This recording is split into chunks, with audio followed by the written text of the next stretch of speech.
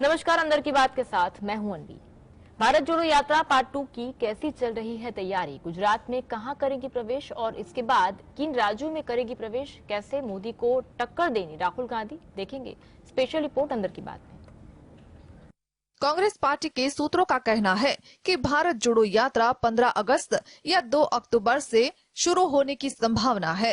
इस पूरी यात्रा का रूट करीब 3,400 से 3,600 किलोमीटर तक लंबा होगा। इसके जरिए राहुल आदिवासी मतदाताओं को साधने की कोशिश करेंगे। 10 लोकसभा और करीब 60 विधानसभा क्षेत्रों पर केंद्रित करते हुए इस यात्रा का रूट तैयार किया जा रहा है। कांग्रेस पार्टी से जुड़े विश्वस्त सूत्रों का कहना है कि भारत जोड़ो यात्रा पार्ट 2 को लेकर फिलहाल तैयारी चल रही है। आने वाले दिनों में इसका विस्तार से ब्यौरा जारी किया जाएगा। पार्टी अध्यक्ष मल्लिकार्जुन खड़गे इसे अंतिम रूप देने में लगे हुए हैं। सूत्रों का दावा है कि यह यात्रा गुजरात के पोरबंदर से शुरू होकर अहमदाबाद पहुंचेगी। इसके बाद यात्रा का रूट क्या होना चाहिए, इस पर मंथन चल रहा है। यात्रा को पहले मध्य प्रदेश या फिर राजस्थान में एंट्री करवाने को लेकर विचार हो रहा है। पहले भारत जोड़ो यात्रा पिछले साल कन्याकुमारी से कश्मीर के बीच शुरू हुई थी। इसका समापन जनवरी 2023 में हुआ था। कांग्रेस के मुताबिक इस यात्रा के दौरान 145 दिनों में राहुल और उनकी टीम ने 4,080 किलोमीटर का सफर तय किया था। ब्यूरो रिपोर्ट जी। 2002 में हुए गुजरात दंगों के मामलों में फर्जी सबूत गढ़ने के आरोप में अपने खिलाफ दर्ज प्राथमिकी को रद्द कराने के लिए तीस्ता से तलवाड़ गुजरात हाईकोर्ट पहुंची है। क्या है मामला, देखते रिपोर्ट में।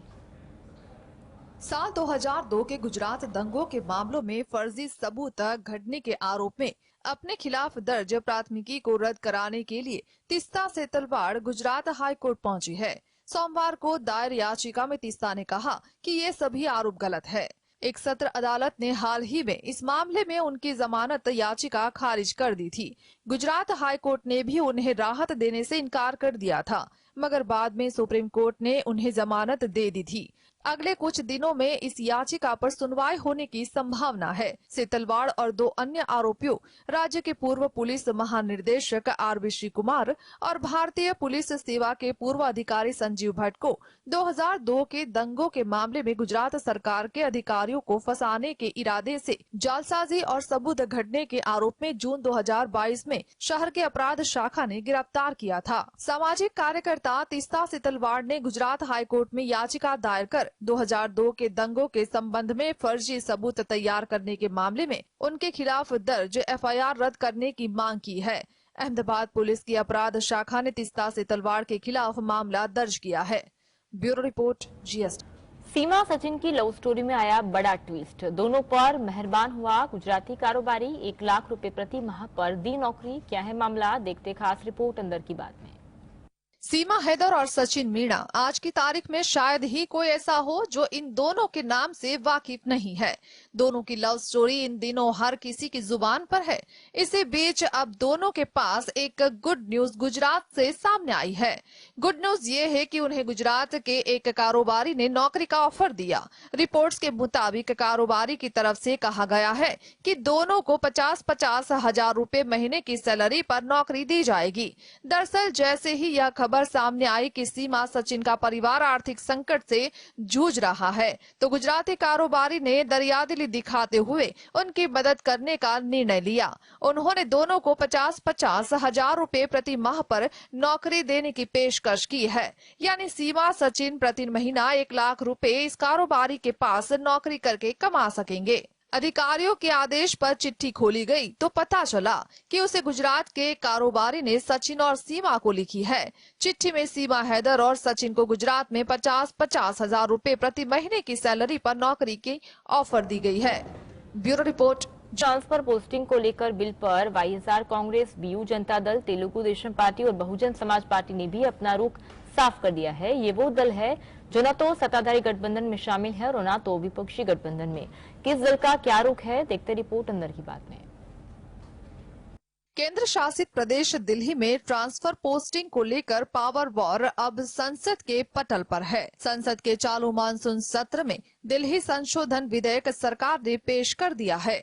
दिल्ली के सत्ताधारी आम आदमी पार्टी के साथ ही 26 विपक्षी दलों का गठबंधन Indian national development inclusive alliance यानी इंडिया इस विधेयक का विरोध कर रहा है। इस बिल पर लोकसभा में गुरुवार को चर्चा हो सकती है। आम आदमी पार्टी के एनसीटी दिल्ली संशोधन विधेयक को राज्यसभा में रोकने की आस बीजू जनता दल, वाईएसआर कांग्रेस और भारत राष्ट्र समिति के रुख पर टिकी थी।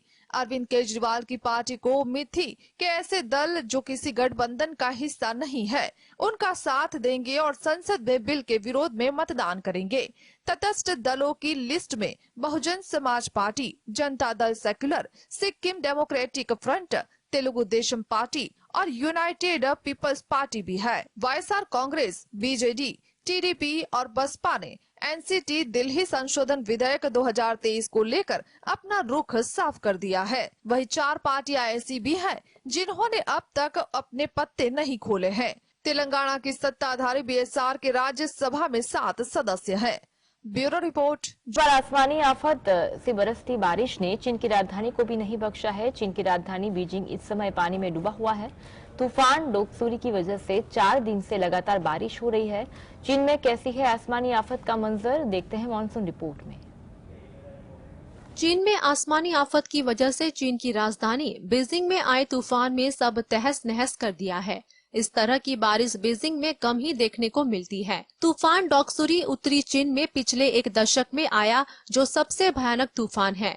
बीजिंग और आसपास के इलाके में मध्यम दर्जे की बारिश होती है, लेकिन इस बार जो बारिश हुई उसने कई सालों का रिकॉर्ड तोड़ दिया।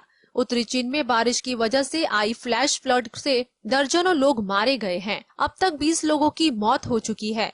27 लोग लापता हैं। बीजिंग के आसपास कई स्थानों पर कारों का कब्रिस्तान बना हुआ है। राष्ट्रपति शी जिनपिंग ने सभी स्थानीय प्रशासनों को निर्देश दिया है कि हर संभव मदद की जाए, लोगों को बचाया जाए। बीजिंग और उसके आसपास बिजली, पानी और संचार की लाइनें खत्म हो गई है। डोकसुरी तूफान की वजह से 27 लाख लोग सीधे तौर पर प्रभावित हुए हैं। 5.62 लाख लोगों को बचाया या सुरक्षित स्थानों पर पहुंचाया गया है। Bureau report, GSTV। बॉलीवुड की शादियां हमेशा चर्चा में रहती है, तो तलाक की खबरें भी काफी शोर मचाती है। इस रिपोर्ट में बात उन सेलेब्स की जिन्होंने कई बार तलाक लिया है। क्या आप जानते हैं कि माया नगरी में कई सितारे ऐसे भी हैं तो कई बार अपना हमसफर बदल चुके हैं। देखते हैं बॉलीवुड रिपोर्ट अंदर की बात में। बॉलीवुड में हाई प्रोफाइल सेलेब्स के रिश्तों की चर्चा हर तरफ होती है। कभी उनकी शादी की बात होती है तो कभी तलाक की। बॉलीवुड में मिस्टर परफेक्शनिस्ट के नाम से मशहूर आमिर खान अपनी निजी जिंदगी को लेकर भी काफी सुर्खियों में रह चुके हैं। उन्होंने अब तक 2 बार शादी की और दोनों ही बार तलाक ले लिया। संजय दत्त ने साल 1987 के दौरान ऋचा शर्मा से पहले शादी की थी। 1993 के दौरान चर्चा थी कि संजय दत्त ने ऋचा शर्मा से तलाक मांगा था। इसके बाद संजय दत्त ने रिया पिल्लई से शादी की, लेकिन कुछ समय के बाद उनसे तलाक ले लिया। वही संजय दत्त ने मान्यता से शादी की। हिंदी सिनेमा के बेहतरीन गायकों बेशुमार किशोर कुमार ने अपनी जिंदगी में 4 बार शादी की थी।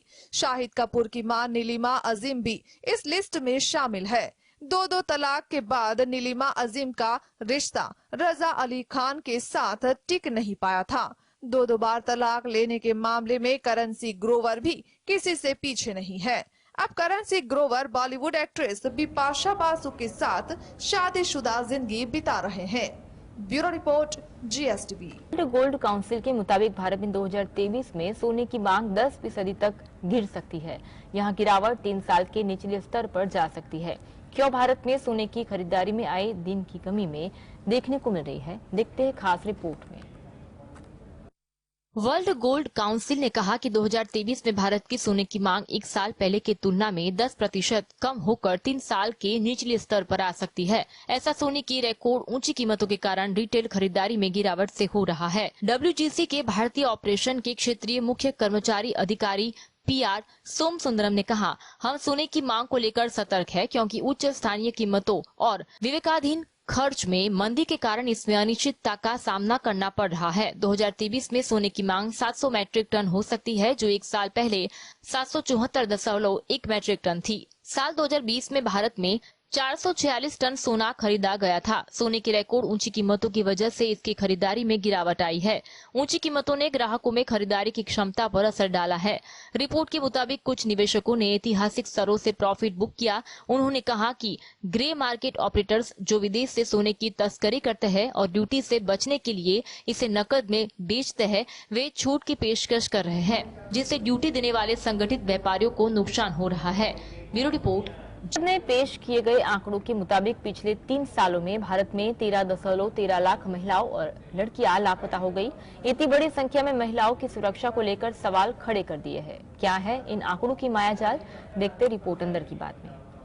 भारतीय गृह मंत्रालय की ओर से पिछले हफ्ते संसद में पेश की गई रिपोर्ट में महिलाओं को लेकर चिंताजनक स्थिति पर प्रकाश डाला गया। गृह मंत्रालय ने अपनी रिपोर्ट में कहा है कि देश में 2019 से 2021 के बीच 13.13 लाख से ज्यादा लड़कियां और महिलाएं लापता हो गई। मंत्रालय ने संसद को बताया कि देश में 2019 से 2021 के बीच 18 साल से अधिक उम्र की 10,61,648 महिलाएं और 18 साल की उम्र की 2,91,430 लड़कियां गायब हो गयी।